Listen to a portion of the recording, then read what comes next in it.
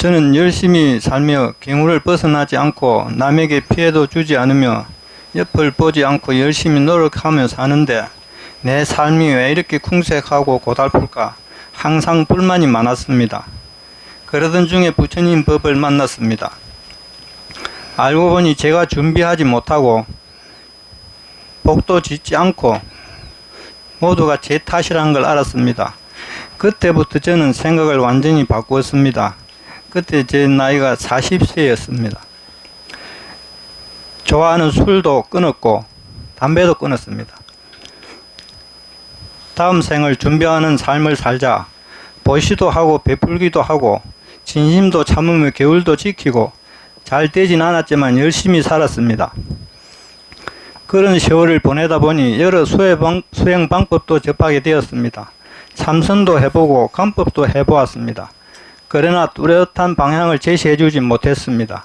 항상 안과 밖을 왔다 갔다 했습니다. 저는 몸을 많이 움직이는 경기 활동을 하다 보니 선을 한다고 앉아 있으면 잠에 빠져들곤 했습니다. 그러던 중 법사님의 설법을 접하게 되었습니다.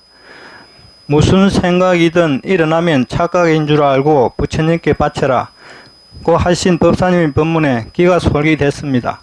일상생활을 하면서 할 수 있는 수행 방법이 너무 좋았습니다. 법사님 감사합니다. 출가 후 왠지 자신감이 느껴지고 주변 사람들이 밝아지는 것이 느껴지고 친절해진 것 같았습니다. 금강경 독송 중 14분 때 머리가 서늘해지면서 무서운 기운을 느낀 적이 있었습니다. 제가 군 생활을 마치고 시골집에 잠시 머물 때 집에서 기르던 개의 몸을 바꾸게 한 적이 있었습니다. 제가 부처님 법을 만나고 그때의 일이 생각나서 마음이 불편했습니다. 10년 전에 조상 천도제를 지낼 때 스님께 부탁해서 천도해 주었습니다. 주말 출가 후 첫 번째로 꾼 꿈이 개가 등 뒤에 네 발로 버티고 떨어지지 않는 꿈이었습니다. 그런데 그때 그 일이 생각납니다. 부처님께 바치고 발언도 해보고 미륵존 열애불도 해봤습니다. 잘 받쳐지지 않았습니다. 또 그가 원한을 품으면 이생 인연으로도 올 수 있는지도 궁금합니다. 두 번째 질문입니다.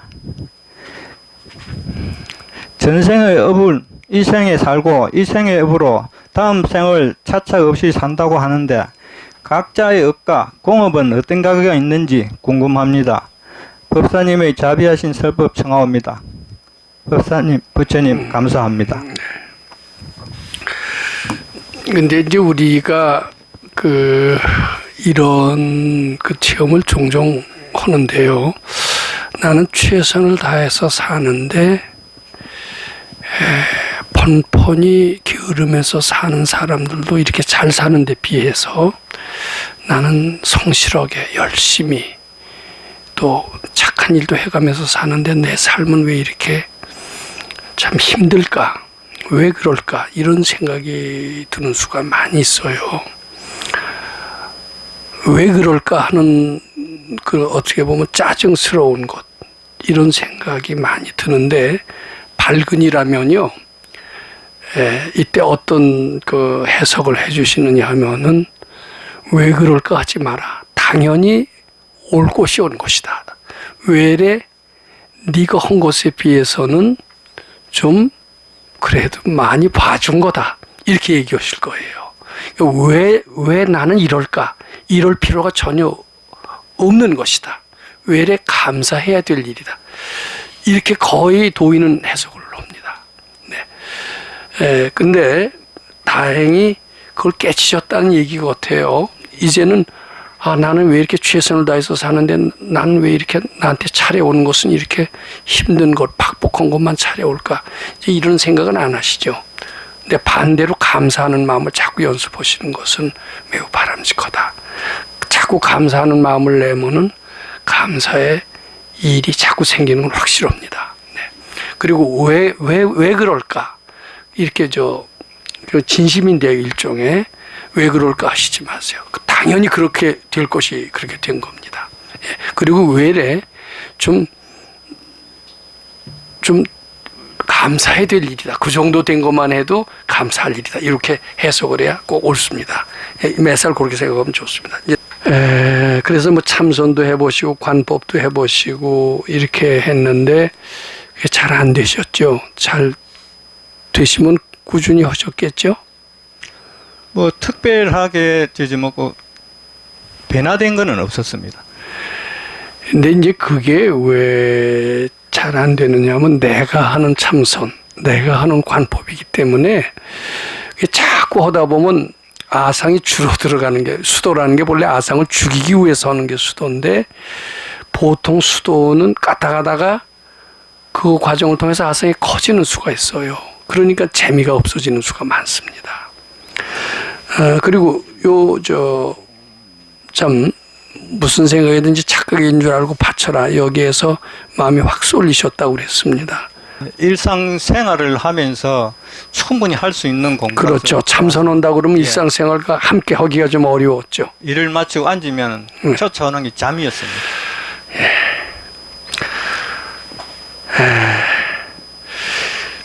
이제 뭐 그렇게 해서 잘 하시는 것 같습니다. 뭐 하여튼 그런 대로 공부 잘 해 나가시는 게 좋은데, 이게 이제 이 개를 어떻게 좀 다치게 하신 것 같습니다. 집에서 키우는 개를. 근데 이게요, 개라고 해서 이게 함부로 다뤄서는 안 돼요. 개뿐만 아니라 이런 뭐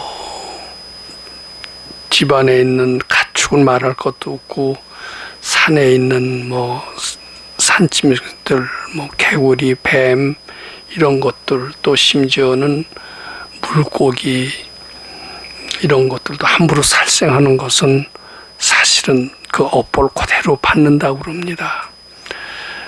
근데 아마 그때 개를 다치게 하면서 미안한 생각이 있었고, 그 개라는 그런 것도, 그런 물건이라고 할지 이제 그런 것도 원한을 품어서 이게 선생님 이게 꽉 떠나질 않는 것 같아요. 이게 지금 장둥에 붙어 있었다는 걸 느낀다는 거죠. 그런 거는 아니 꿈에. 등 뒤에. 네? 등에 네 발로. 글쎄 등에. 예, 저 선생님 등에 붙었다는 거 아닙니까? 이게 이제 그 영혼이 마음이 붙은 겁니다. 그 개의 마음이. 근데 그 생각날 때요, 힘써서 자꾸 봐주시는 게 좋아요.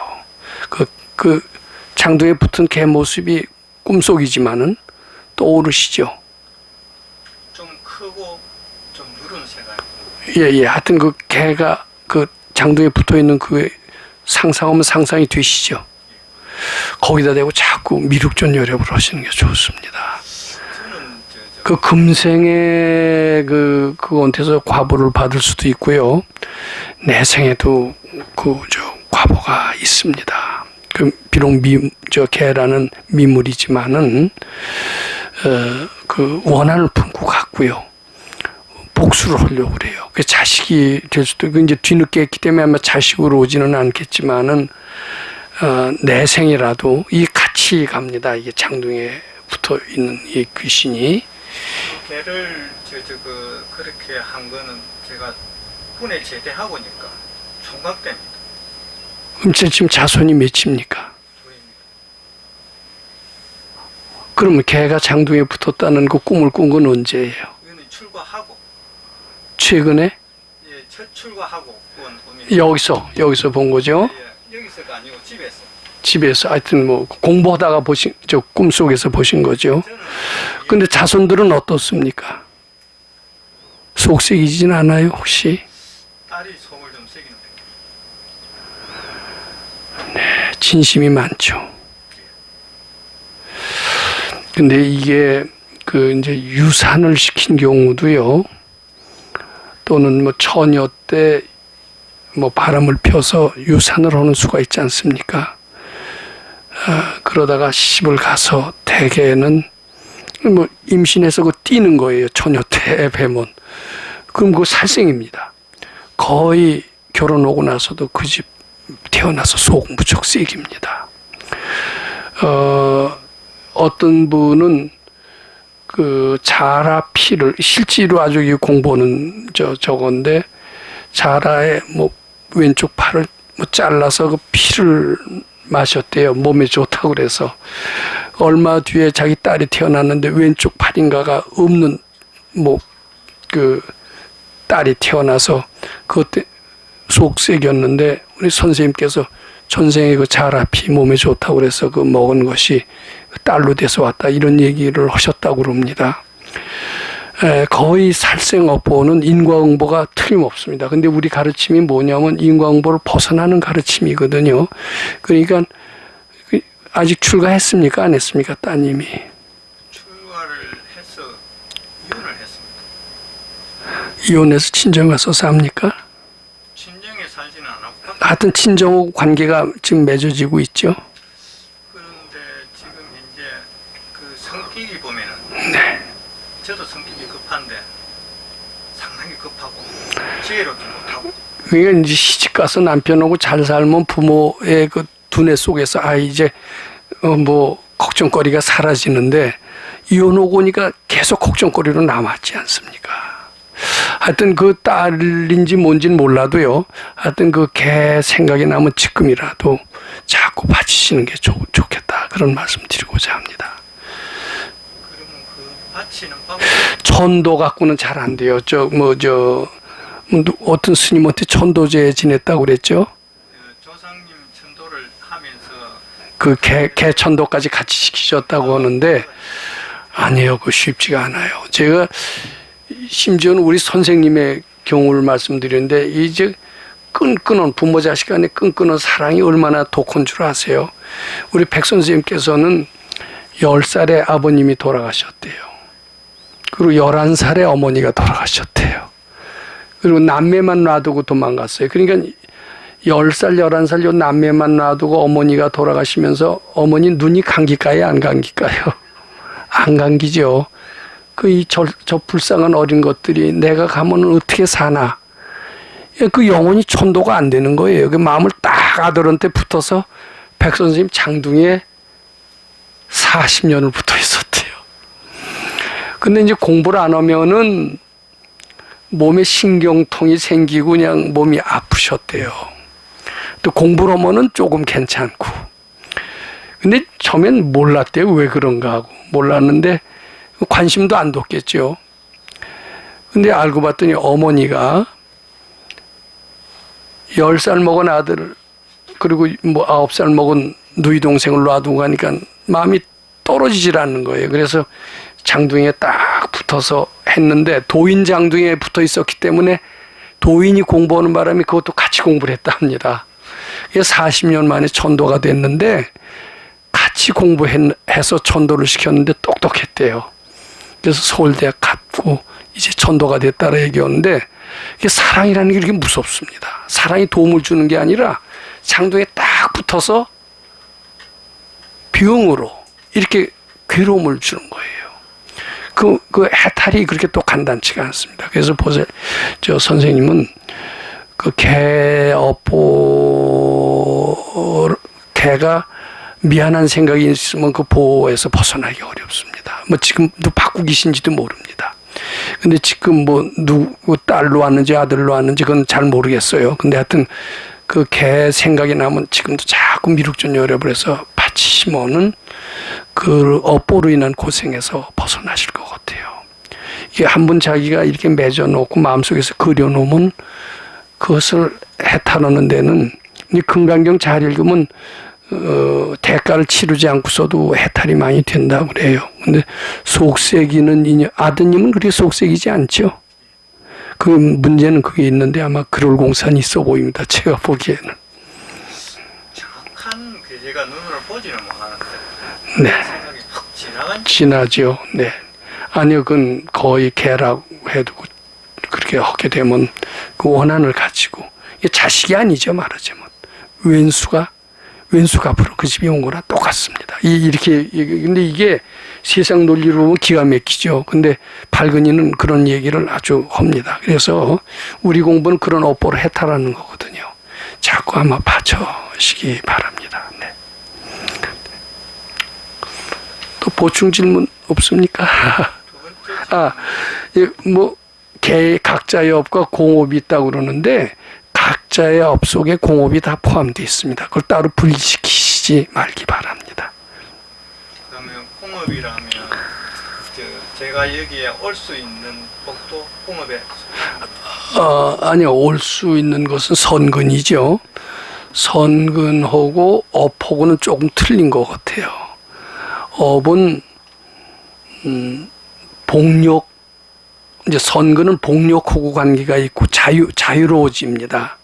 근데 업은 자유와는 반대예요. 어떤 줄에 이끌려서 내 자의에 의해서 오는 게 아니라 그 업에 끌려서 오는 수가 있습니다. 근데 이럴 법당에 오는 것은 업에 끌려서 온다라고 보기보다도 자기 선근 인연으로 복력에 의해서 오는 것이지 업보에 의해서 어느 집에 태어날 수는 있어요. 어느 나라에 태어나는 것도 그 업보에 의해서 태어납니다. 근데 이제 그 미국에 가서 태어난다. 이럴 수가 있습니다. 한국 사람이. 이제 그러면은 미국의 인연을 언젠가 맺었을 땐 또 미국에 복을 많이 지어놨을 때는 미국에 가서 태어나는 수가 많대요. 뭐 예를 들면 뭐 누구 예를 들 수가 있습니다. 이승만 박사 같은 이는 어땠냐면 4.19 때 어떻게 됐어요?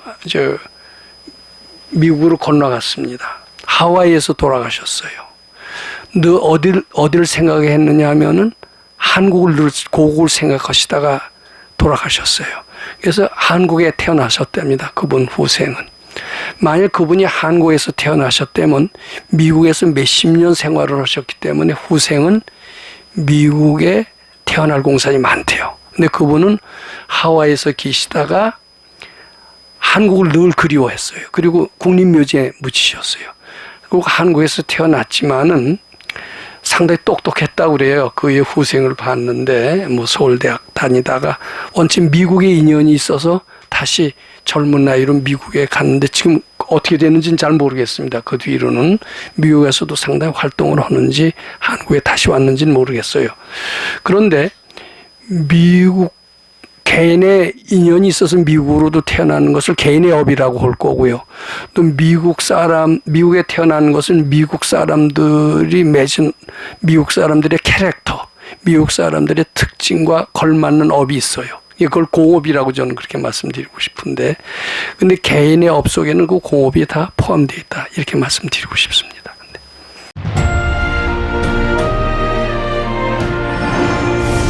금강경 가르침을 통해 올바른 인재양성 교육과 각종 사회 문제에 대한 해법을 현대인들에게 제시하고 있는 바른법연구원 김원수 법사가 금강경 독송 및 수행을 통해 얻은 일체 유심조, 공, 불이, 구족의 진리로 역경과 난제를 실제 해결하는 체험을 통한 설법집 우리는 늘 바라는 대로 이루고 있다를 출간했습니다. 구입은 전국 서점에서 가능하며 문의는 청우당 02-337-1636번입니다.